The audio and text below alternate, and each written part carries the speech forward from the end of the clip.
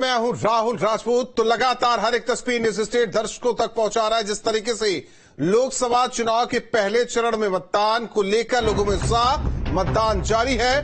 क्या कुछ आंकड़े?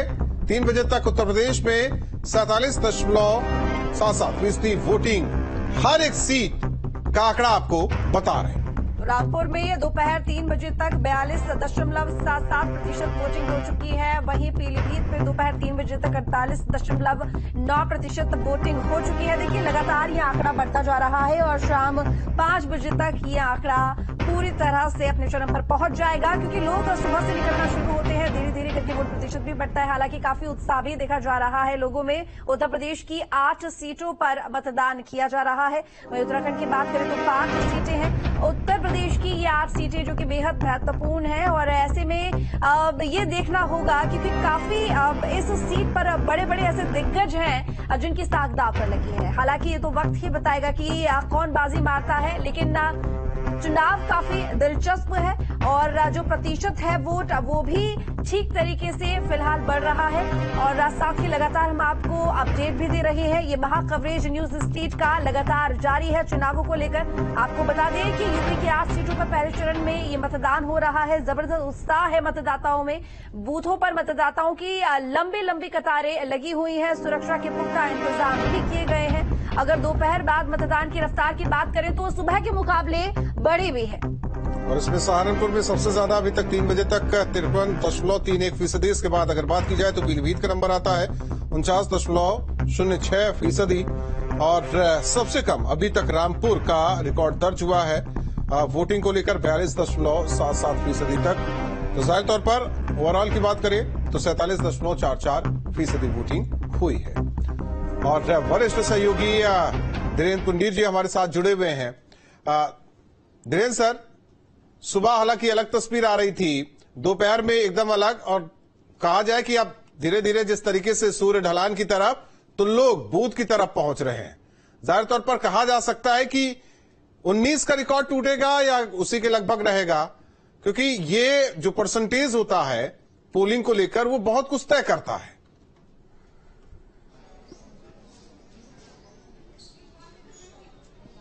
देखिए, इस वक्त अगर हम कहें तो थोड़ा सा मतदान तेज हुआ है और उत्तर प्रदेश में चूंकि एवरेज जितना एवरेज 47 पॉइंट हो चुका है, यूपी में जितना है उसके मुकाबले अभी तक मुजफ्फरनगर में 3 बजे तक 45.73 हुआ है। यानी उसके मुकाबले अगर हम देखते हैं तो थोड़ा सा धीमा है, लेकिन अब ये स्पीड बढ़ रही है और लगता है कि पुराने उसको छू सकती है। थोड़ा थोड़ा लाइनें आपको दिख रही हैं, लोग निकल रहे हैं और थोड़ा सा समय, चूंकि अब 3:30 से 4 बज गया है। 4 बजने के बाद मुझे लगता है कि 2 घंटे की पोल वोटिंग में जो काफी बड़ी संख्या में लोग बाहर निकलकर, और चूंकि अब इस समय गाँव में भी लंबी लंबी लाइनें लगनी शुरू हो गई हैं, तो मुझे लगता है कि ये जो पिछली बार का मतदान है उस तक पहुंच जाएगा और नहीं तो उसको तोड़ देगा। शुरुआत में जिस तरह से लग रहा था कि क्या ये उदासीनता है, क्या जिस तरह से कैंपेन है उसके प्रति लोग उदासीन है, उस तरह से नहीं है।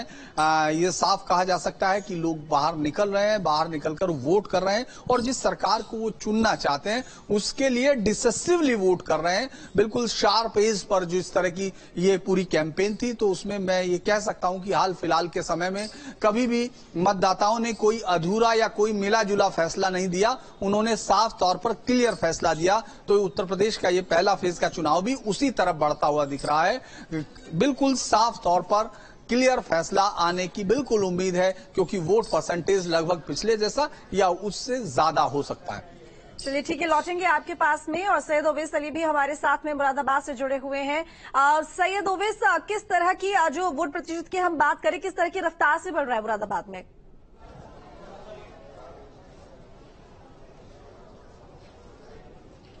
बिल्कुल, देखिए 3 बजे तक का जो आंकड़ा मतदान प्रतिशत का आया वो लगभग 46.28% मतदान मुरादाबाद के अंदर में हो चुका है। और फिलहाल हम जिस बूथ पर मौजूद हैं, ये गोकुलदास इंटर कॉलेज है, यहाँ पर ये बूथ लगाया गया है। तमाम जो लोग हैं अब यहाँ पर काफी ज्यादा तादाद में देखने को मिल रहे हैं, क्योंकि लगभग जब जुमे की नमाज हुई थी तो जुमे की नमाज के बाद खासतौर से मुस्लिम समुदाय के लोग अपने घरों पर चले गए थे, क्योंकि 1:30 बजे से लेकर के 3 बजे तक अक्सर जो नमाज है वो अदा होती है। और तमाम जो यहाँ पर लोग आ रहे हैं उनसे बातचीत करने की भी हम लगातार प्रयास कर रहे हैं कि आखिरकार उन्होंने किन किन मुद्दों को लेकर के इस बार अपना वोट डाला है। हमारे साथ कुछ लोग हैं, उनसे बातचीत करने का यहाँ से प्रयास करते हैं कि आखिरकार क्या क्या उनके मुद्दे थे। आप स्वतंत्रता सेनानी रहे हैं, क्या आपके मुद्दे हैं, किस बार क्या क्या सोचकर आपने वोट किया इस बार? हमने बढ़ती हुई महंगाई, बेरोजगारी को देख के और हिंदुस्तान की गंगा जमनी तहजीब, भाईचारा, हिंदू मुस्लिम एकता के वजह से वोट दिया है। मुरादाबाद में रुचि वीरा चुनाव जीत गई। हमारा चुनाव गठबंधन का है और रुचि वीरा गठबंधन की कैंडिडेट हैं। वो चुनाव जीत चुकी हैं और चुनाव जीत रही हैं। मैं आपको ये बताना चाहता हूं कि उत्तर प्रदेश में 8 सीटों का चुनाव हुआ, 8 का 8 सीटें गठबंधन जीत रहा है। ये जिम्मेदारी से कह रहा हूं, क्योंकि बेरोजगार सड़कों पे घूम रहा है, उसे कोई रोजगार नहीं है। महंगाई चरम सीमा पे पहुंच गई है। यहां तो ये हुआ है कि परमिशनें कैंसिल कर दी गई, दलितों की मुकदमे कायम कर दिए गए जिम्मेदार लोगों पे, ताकि वो घरों से नहीं निकले, मगर वोटर घर से निकला है और जिम्मेदारी से गठबंधन को वोट दे रहा है, ताकि हमारे अब इस पोलिंग स्टेशन पे 6 बजे तक 60-65% वोट पोल हो जाएगा। देखिए, साफ तौर पर आपको बताइए कि 2019 की अगर बात की जाए तो उस टाइम यहाँ पर 65% मतदान हुआ था, लेकिन जुमे की नमाज के बाद अब जो लोग हैं वो अपना वोट डालने के लिए आते हुए नजर आ रहे हैं और ऐसा माना जा रहा है कि लगभग जो पुराने आंकड़ा था 2019 का वो इस बार टूट सकता है, क्योंकि मुरादाबाद की अगर सीट की बात की जाए तो यहाँ पर बड़ा रोमांचक मुकाबला इस बार देखने को मिल रहा है, क्योंकि भारतीय जनता पार्टी के जो प्रत्याशी हैं कुंवर सर्वेश, उनकी भले ही लगातार तबियत खराब हो, इस वजह से वो प्रचार प्रसार में अपना ज्यादा अहम रोल नहीं अदा कर पाए, लेकिन यहाँ पर गठबंधन की साफ तौर पर जो टक्कर मानी जा रही है वो भारतीय जनता पार्टी के सामने। हालांकि लगातार यहाँ पर जो मौजूदा सांसद हैं एसटी हसन, जिनको लेकर के उनका टिकट कटा, तमाम उसमें विवाद खड़ा हुआ और फिर आपस में एक दूसरे की बयानबाजी शुरू हो गई थी, तो उस बयानबाजी पर भी आखिरकार रोक लगी और समाजवादी पार्टी के सांसद एसटी हसन का साफ तौर पर बयान आया। उन्होंने कहा कि सांप्रदायिक जो ताकतें हैं उनको हराना है, तो उसको लेकर के जो तमाम विवाद वाले बयान चल रहे थे वो सारे के सारे खत्म हो गए। लेकिन एसटी हसन ने फिर भी साफ तौर पर यह कहा कि कुछ लोग ऐसे हैं समाजवादी पार्टी के अंदर में जो आस्तीन के सांप बने हुए हैं, उन पर अखिलेश यादव को कार्रवाई करनी चाहिए और उनको देखना चाहिए। लेकिन उनके इस बयान के बाद तमाम जो यहाँ का वोट बैंक था वो एक साथ जुड़ता हुआ नजर आना शुरू हो गया और फिर मजबूती के साथ में सभी लोगों ने अपना मतदान करना शुरू किया। यही आंकड़ा है कि 3 बजे के करीब 46.28% मतदान हो चुका है और लगभग 6 बजे यानी कि अभी 2 घंटे से लेकर के 3 घंटे का जो समय है उसको में अंतराल में अब कितने मतदाता आगे की ओर बढ़ते हैं, कितने प्रतिशत मतदान का आंकड़ा बढ़ के सामने आएगा, ये देखने वाली बात होगी। और खासतौर से इस बार जो यहाँ पर लोगों ने मतदान किया है वो उसमें बेरोजगारी का मुद्दा उन्होंने बताया है, तमाम तरीके के जो ऐसे मुद्दे जिससे लोग नाखुश थे, खासतौर से मुस्लिम समुदाय की जो नाराजगी थी वो उन्होंने अपनी व्यक्त करना शुरू कर दी थी। अब देखना ये होगा कि 4 जून को जो नतीजे आएंगे उससे स्पष्ट हो जाएगा कि लोकसभा चुनाव 2024 का जो मुरादाबाद की सीट है उसका जो ताज है वो आखिरकार किसके सर पर सरता है, क्योंकि 158 किलोमीटर की जो दूरी है दिल्ली की उसको मुरादाबाद से तय करने के लिए जो सफर यहाँ के प्रत्याशियों को तय करना पड़ेगा, कितने वो अपने मुद्दों पर खरे उतरेंगे, क्या क्या उन्होंने वोटरों को लुभाने का प्रयास किया है, वो सभी पर देखने लायक होंगे। और दिलचस्प ये मुकाबला है क्योंकि यहाँ के अगर इशू की बात की जाए तो वोटर इशू यहाँ पर हिंदू समुदाय का 52%। और अमित, आपका रुख करेंगे बिजनौर में वोट प्रतिशत की बात करें तो कितना, और इसके साथ ही जिस तरीके से मुरादाबाद में मुद्दा बेरोजगारी का है, मुस्लिम समुदाय में नाराजगी की बात सामने आई है, बिजनौर में क्या मुद्दे हैं?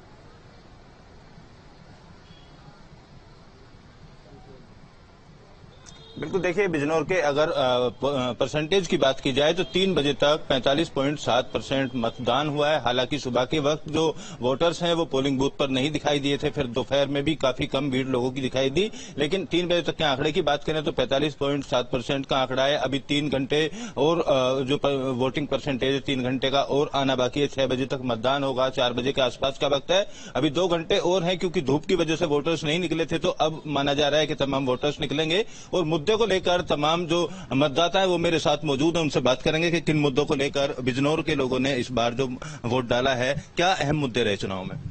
मुद्दे तो इस बार विकास के ही हैं कि पूरी जो अपनी कॉन्स्टिट्यूएंसी है इसमें विकास के नाम पे ही वोट डाला जा रहा है और वर्तमान सरकार ने जैसे चहुमुखी विकास किया है, चाहे वो किसी भी लोकसभा क्षेत्र की मैं बात कहूं, और गरीब की अगर बात कहूं तो मकान उनको देने का काम, राशन देने का काम और सड़कों का जाल पूरे भारत के अंदर जिस तरह से वर्तमान सरकार ने बिछाया है, तो इन्हीं सब मुद्दों पे आज ये मतदान जनता कर रही है। बिल्कुल, देखिए स्थानीय मुद्दों की अगर बात की जाए तो यहाँ किस तरीके के स्थानीय मुद्दे हैं जो चाहते हैं आप अगली सरकार दूर करे? अगली सरकार यही है जो चल रहे हैं, सुरक्षा रहे और आइडियोलॉजी के हिसाब से यही चलता रहे। जो हिंदुत्व वाली बात है ये इस पर अधिकतर जोर दिया जाए, और स्थानीय मुद्दे तो किसानों से संबंधित हैं, वे सब सही चल ही रहे हैं। रोजगार का एक मुद्दा कई लोग उठा रहे हैं, कई अलग अलग जगह हम जा रहे हैं। रोजगार का मुद्दा मतलब रोजगार का मुद्दा इसी सरकार में नहीं है। मैं वकील इसलिए बनाऊं, सन 85 से शायद सरकार देखी, नौकरी नहीं लगी तब वकील बना था। ये आज की समस्या नहीं है। क्या कहेंगे रोजगार को लेकर? संतुष्ट है मोदी जी से, पर्याप्त है जो मोदी जी युवाओं के लिए योजना ला रहे हैं, पर्याप्त है। और भी लोग मेरे साथ मौजूद हैं। पिछली बार यहाँ से बीजेपी हार गई थी, इस बार क्या लग रहा है? इस बार काफी वोट जो हैं सब बीजेपी के समर्थन में ही हैं। एक तो जो वोट पिछली बार जो था सब एकजुट ही होकर आ रहा है इस बार वोट। अगर आप यहाँ पे भी हम देखेंगे तो यहाँ पर बीजेपी का और जो चंदन चौहान के साथ जो इस बार इलेक्शन मिलकर लड़ रहे हैं, तो सभी लोगों का एक मत वोट बीजेपी की तरफ ही आ रहा है, चंदन चौहान की तरफ ही आ रहा है। पिछली बार समाजवादी पार्टी, आरएलडी और बसपा एक साथ थी, इस बार आरएलडी बीजेपी के साथ में है, तो किस तरफ ऊंट बैठता हुआ दिखाई दे रहा है? देखिए, ऐसा है कि मैं एक आम वोटर हूं और हमारा वोट डालने का एक मूलबिंदु होना चाहिए। पहला मूलबिंदु है कि आंतरिक और बाह्य सुरक्षा होनी चाहिए। पहले आपने सुना होगा कि यहाँ से दिल्ली जाते थे, दिल्ली सड़कों पे लिखा, उस पे बस पे लिखा रहता था कि अपनी सीट के नीचे झांकिए, कहीं बम ना हो। अब वो सब समस्या दूर हो चुकी है। तो मोदी सरकार अब के 450 पार। आप क्या कहेंगे? ठीक है, रुक करते हैं अमित आपका। धीरेन्द्र पुंडीर सर जो कि लगातार हमारे साथ जुड़े हुए हैं।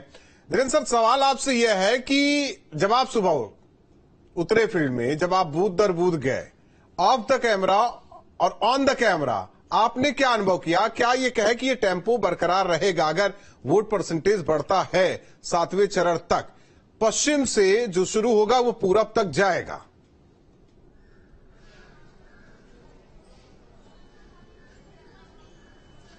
देखिए, जिस तरह से लगातार सुबह से अलग अलग जगह पर, अलग अलग 5 कॉन्स्टिट्यूंसी में हम लोग अलग अलग घूम रहे हैं, लोगों से मिल रहे हैं, उनसे समझने की कोशिश कर रहे हैं कि चुनाव को वो किन मुद्दों पर लड़ रहे हैं, किस तरह से किस पार्टी के उम्मीदवार की बातों पर, वादों पर और इरादों पर उनको विश्वास है। तो ये बात जरूर है कि पिछली बार के गठबंधन के साथी जब अलग हुए हैं तो उनका गांव की जो जातीय समीकरण है उस पर भी असर पड़ा है। बीजेपी को जरूर एक चीज का थोड़ा सा झटका लगा है कि उसका जो कोर बैंक माना जाता था, वोट बैंक जो था, वो जो राजपूत पंचायतें हुई, उससे थोड़ी परेशानी जरूर दिखाई दी। लेकिन ये इतनी बड़ी परेशानी नहीं थी जिसको ओवरकम न किया जाए, क्योंकि उनके पास योगी आदित्यनाथ जैसा एक बैट्समैन है जिसकी इनिंग अभी तक एक बहुत बेहतरीन इनिंग है, जो सेंचुरी के पार है। तो मुझे लगता है कि उस चीज का फायदा उनको लगातार मिल रहा है। अगर आप इस समीकरण को देखने की कोशिश करें कि इस पूरे इलाके की सीटों पर यह माना जाता था कि अगर आप जो जाट, राजपूत और ये तमाम जो दीगर जातियां हैं जो मुस्लिम वोट के साथ, कोई इस पिछले चुनाव में जरूर जाट साथ हुए लेकिन 2014 में ये उससे अलग होकर एक साथ खड़े थे, तो ये फिर एक लहर की स्थिति पैदा की थी। इस बार फिर वापस जो समाजवादी पार्टी है उसकी परेशानी ये है कि उसके पास जो उसका सहयोगी है वो कोई वोट नहीं दे सकता, यानी उसको कोई वोट देने की स्थिति में कांग्रेस नहीं है। इन सब इलाकों में, ज्यादातर इलाकों में 1984 के बाद कांग्रेस को जीत नसीब नहीं हुई है, लिहाजा उसका काडर, उसके वोटर्स, वो सब इससे दूसरी पार्टियों की तरफ रुख कर चुके हैं। ऐसे में समाजवादी पार्टी को अल्पसंख्यक मतों के सहारे कोई एक ऐसा वोट बैंक जरूर चाहिए जो उसके साथ एड ऑन कर उसको जीत के रास्ते पर ला सके। उसके उलट अगर आप देखेंगे तो जो जातीय समीकरण बसपा ने दिए हैं वो काफी चीजें, कई चीजें इस तरह से करते हैं कि वो एक बेहतर जो सामाजिक जो स्थिति है उसके साथ दिए, लेकिन उनके साथ मुस्लिम वोटर कितना जाता है ये 4 जून को पता चलेगा, क्योंकि पिछली बार उनको 10 सीट मिली थी लेकिन विधानसभा में ये स्थिति थोड़ा उलट हो गई थी। तो मुझे लगता है कि ये बहुत ही इंटरेस्टिंग चुनाव है जिसमें पिछली बार के जो एक दूसरे के विरोधी थे वो अब साथी हुए और जो साथी थे वो एक दूसरे के विरोधी हो गए। यहाँ तक कि जो त्रिकोणीय मुकाबले हैं वो इसीलिए हैं क्योंकि जो बसपा का वोट बैंक है, वो काडर का वोट रहता है, उसका निश्चित वोट रहता है। अगर हम क्रेडिबिलिटी, रिलायबिलिटी और उन सब पर देखें तो उसका वोटर लगातार खरा उतरता रहा है।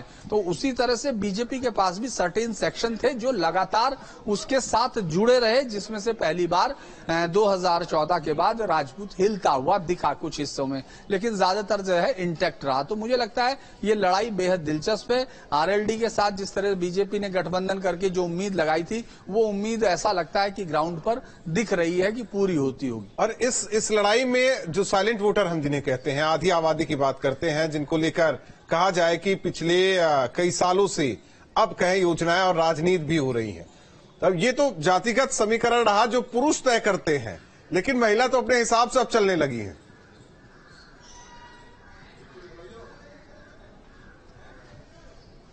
देखिए, बड़ा इंटरेस्टिंग बात यह है कि जितनी भी महिलाओं से हमने बात की, अगर हम लोग कास्ट बैरियर को छोड़ दें, महिलाओं की ज्यादातर बातचीत में वो प्रधानमंत्री मोदी को एक बड़ा विनिंग फैक्टर है उनके लिए। मतलब मैं जितनी जगह घुमा हूं, चाहे उसमें पुरुषों से अलग अलग सब्जेक्ट पर बात हो रही है, लेकिन महिलाएं एक तरफ से, एक मत से उनको ये लगता है कि हाँ, उनकी जिंदगी में पिछले लंबे अरसे से बदलाव हुआ। और ज्यादातर अगर फर्स्ट टाइम वोटर्स हैं, जिसमें अगर बच्चियों की बात की जाए, लड़कियों की बात की जाए, तो उनका एक क्लियर वो था कि वो अब सुरक्षित महसूस करती हैं।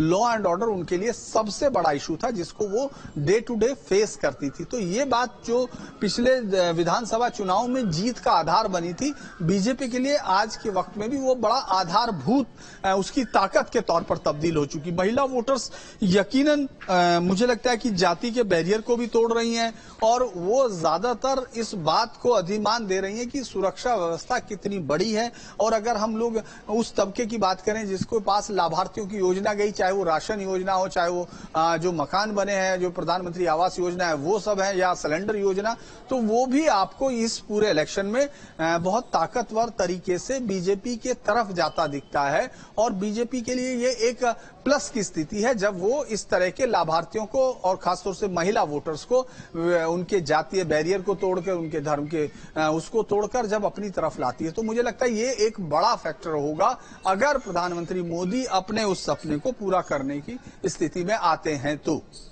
बिल्कुल, आपका रुख करेंगे, लेकिन सीधा रुख करेंगे बिजनौर का। अमित हमारे साथ में लगातार बने हुए हैं। अमित, देखिए, बिजनौर में पिछड़ा, दलित और मुस्लिम और जाट जो वोटर की बात करें तो ये जिस भी दल का साथ देते हैं, कहीं ना कहीं उसकी जीत संभव होती है, सुनिश्चित होती है। अगर फिलहाल के चुनावों की बात करें तो ये जो जातियां हैं, इनका रुख किस पार्टी की तरफ है, और कौन सी जाति का जो समीकरण है यहाँ पर पूरे तरीके से कह सकते हैं कि खेल को बदल सकता है, स्थिति क्या है?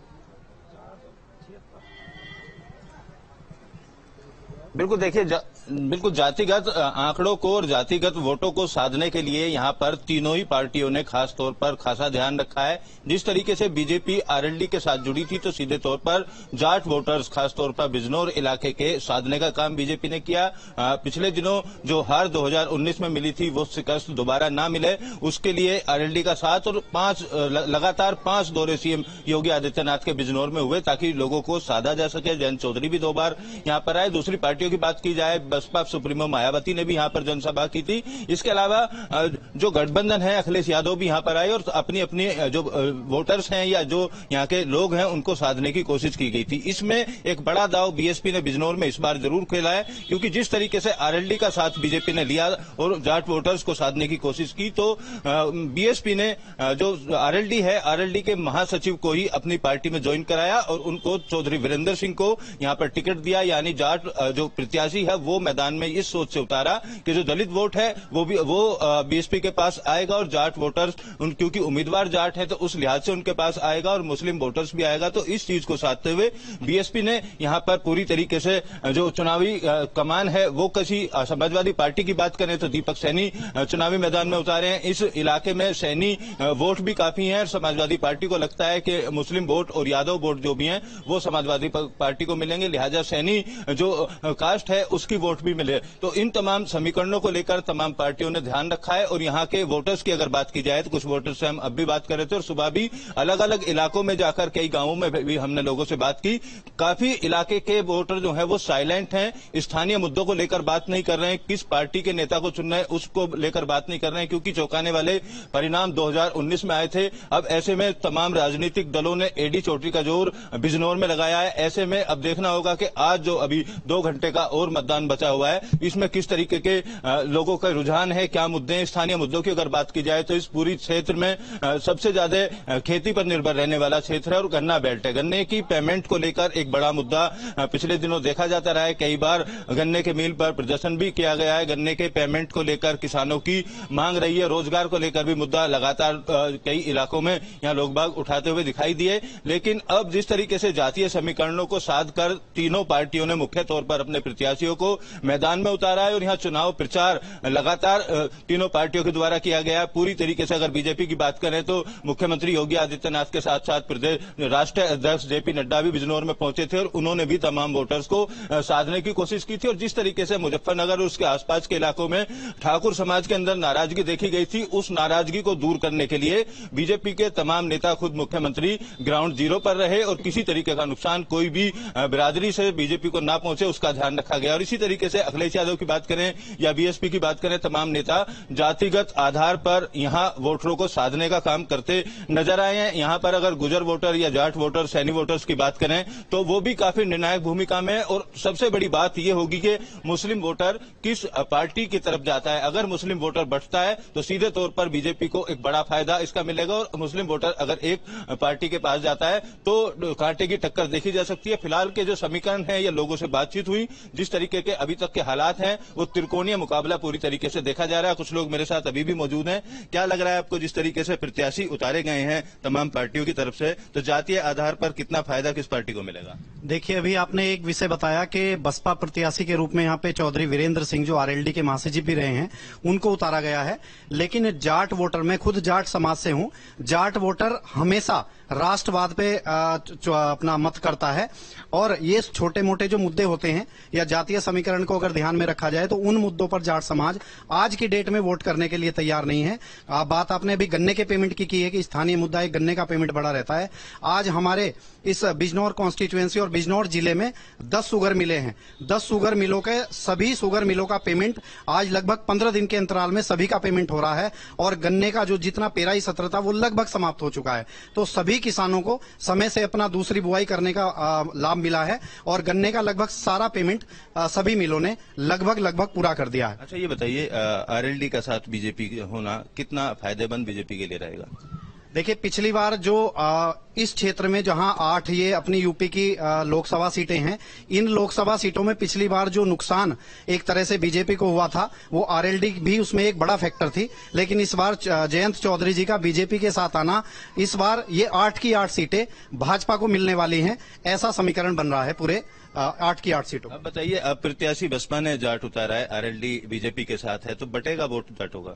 नहीं, कुछ नहीं बटेगा, सब वोट विकास के आधार पर होगा, इसमें कोई दो राय नहीं। जातीय आधार पर जो प्रत्याशी उतारे गए कितना पार्टियों के लिए फायदा होगा? आपने भी तमाम समीकरण देखे होंगे। देखिए, इस टाइम जो वोटर अपनी वोट कर रहा है वो सिर्फ विकास के नाम पर वोट कर रहा है। जाति के आधार पर वोट मुश्किल से 5-10% होता है। बाकी विकास के, सुशासन के, जो चारों तरफ हम विकास देख रहे हैं, सड़कों का जाल देख रहे हैं, उसके आधार पर वोट डलता है। रही बात बसपा के प्रत्याशी की, वो इससे पहले एक लोकदल पार्टी है, राष्ट्रीय लोकदल नहीं है, लोकदल पार्टी के महासचिव रहे हैं और उनके अमित, आपका रुख करेंगे। धीरेन्द्र सर लगातार जुड़े हुए हैं। धीरेन्द्र सर, अगर देखा जाए ये जो 8 सीटें हैं, हम पीलीभीत को इसमें क्या जोड़ सकते हैं कि ना जोड़े? कि जिस तरीके से अगर कहा जाए कि इसे हम बस रख सकते हैं मुरादाबाद रामपुर तक, और वहीं रामपुर का जो आंकड़ा बता रहा है अगर कहें तो बेहद कम है। सवाल इस बात को लेकर है कि पहले एक टाइम होता था जहां कहा जाएगी कि नेता के नाम से उस लोकसभा सीट की पहचान होती थी। हालांकि अब बड़ा चेहरा, अब यूं कहे कि लोग सीधे प्रधानमंत्री चुनने लगे या मुख्यमंत्री चुनने लगे हैं, वही मुद्दा है। और ये कह सकते हैं कि बूथ पर यही जाकर इसी के तहत वोट भी दिया जा रहा है, क्योंकि एक तरफ कहा जाएगा राहुल गांधी, अखिलेश यादव, फिर दूसरी ओर मुख्यमंत्री योगी आदित्यनाथ और प्रधानमंत्री मोदी?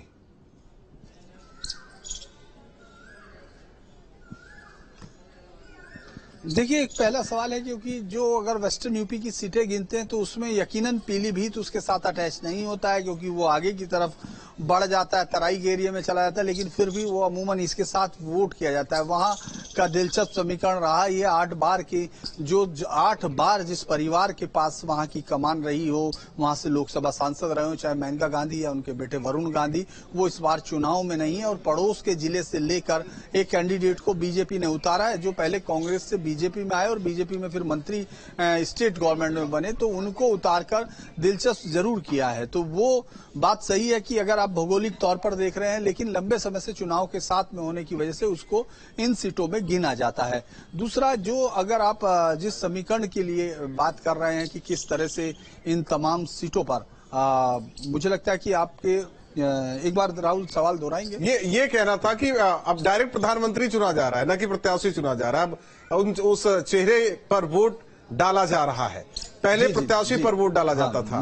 और एक चीज ये भी कि जाति समीकरण बनता बिगड़ता है, क्योंकि कई बार हमने सुना, पिछले विधानसभा में देखा कि फला से फला की खैर नहीं, फला से बैर नहीं, इस चुनाव में भी ये सुनाई दिया।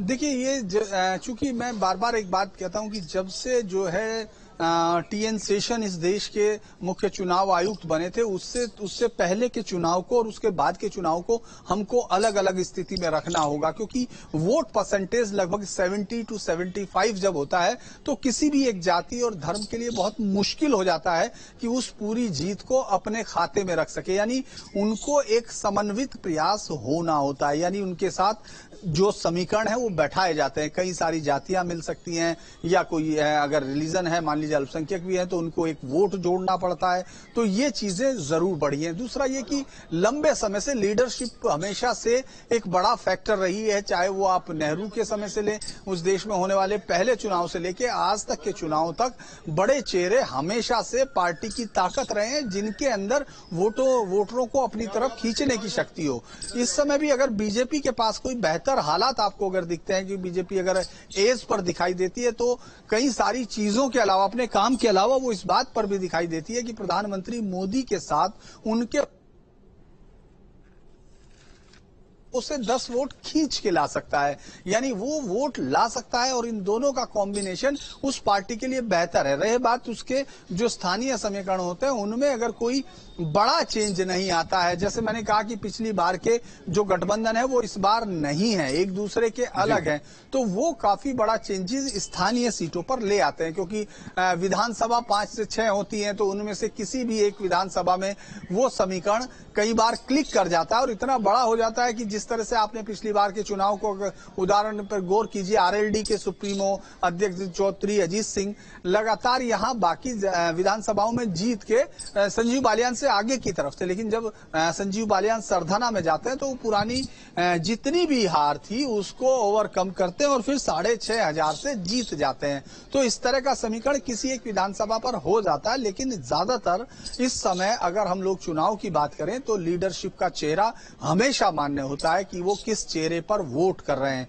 और यही जो गठबंधन है वो यहीं आकर मात खाता है। क्योंकि अखिलेश यादव के अगर हम लोग पोल स्ट्रेटेजी देखते हैं तो लगता है जैसे वे 2024 के लिए नहीं 2027 की तैयारी कर रहे हो, उनकी स्ट्रेटेजी ये है। और उनको सेंटर पे कितनी परवाह होगी, क्योंकि उन्होंने 17 सीटें उस कांग्रेस को दी जिसके पास 17 उम्मीदवार भी नहीं थे, वो अपने उम्मीदवार उतारने में भी नाकाम थे, उनको उम्मीदवार लेने पड़े। तो मुझे लगता है कि इस तरह की सिचुएशंस में ये साफ तौर पर जब आप देख रहे हैं प्रचार के आखिरी दिन, एक राहुल गांधी और अखिलेश जो है किसी रैली में नहीं आते हैं, किसी मैनिफेस्टो के ज्वाइंट उस पर नहीं आते, वो एक प्रेस कॉन्फ्रेंस में आते हैं। तो ये इस बात की तरफ इशारा करता है कि लड़ाई के लिए स्ट्रेटजी किस तरह बनाई गई है और किस लीडरशिप का एम क्या है, तो वो भी बहुत मायने रखता है। तो मुझे लगता है कि आपके सवाल का जवाब यही है कि चेहरा बहुत मायने रखता है, क्योंकि योगी आदित्यनाथ एक मुख्यमंत्री के तौर पर अपनी पार्टी को कुछ वोट जुटाने में कामयाब होते हैं और प्रधानमंत्री मोदी अपने नाम पर वोट मांगते ही हैं कि मोदी की गारंटी। तो मुझे लगता है कि ये एक उनके लिए मोदी योगी का कॉम्बिनेशन उत्तर प्रदेश के चुनाव में एक बेहतर आगे बढ़ता दिखता है। जी चलिए ठीक है, लौटेंगे आपके पास में। देखिए लगातार हम आपको अपडेट दे रहे हैं, पल पल की जानकारी दे रहे हैं और बता रहे हैं कि आखिर किस तरह की स्थिति हर बूथ पर। मतदाताओं में काफी उत्साह भी देखा जा रहा है, वोट प्रतिशत भी धीरे धीरे लगातार